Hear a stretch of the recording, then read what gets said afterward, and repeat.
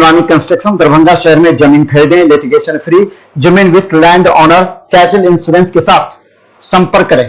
तो हम लगातार आपको बता रहे हैं मिथिला मसूज पर आप हर अपडेट खबर यूट्यूब में देखें। कोची से मुरारी मोहन झा दूसरे राउंड में 2263 वोट से आगे चल रहे हैं सिद्दकी, जबकि पहले राउंड में सिद्दकी आगे चल रहे थे। वहीं बता दें दूसरे राउंड में दरभंगा ग्रामीण से ललित यादव 3772 वोट से आगे चल रहे थे। फिराज फातमी को 3305 मिले थे वोट। वहीं तीसरे राउंड में संजय सराबगी की अभी जो खबर आ रही है वो 2850 वोट से आगे चल रहे हैं, जबकि गामी को 6052 मत मिले थे। इसके पहले हम बता दें कि गामी को जो पहले था उसमें 966 से संजय सराबगी पहले दौर में थे आगे, दूसरे दौर में 2600 से, और अब संजय सराबगी जो आगे चल रहे हैं वो 2850 मत से आगे चल रहे हैं।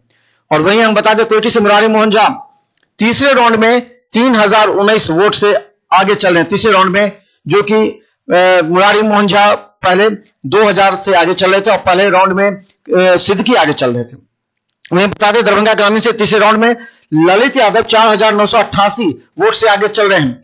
तीसरे राउंड में बेनीपुर से ही विधानसभा से विनय चौधरी 1197 मत से आगे चल रहे हैं।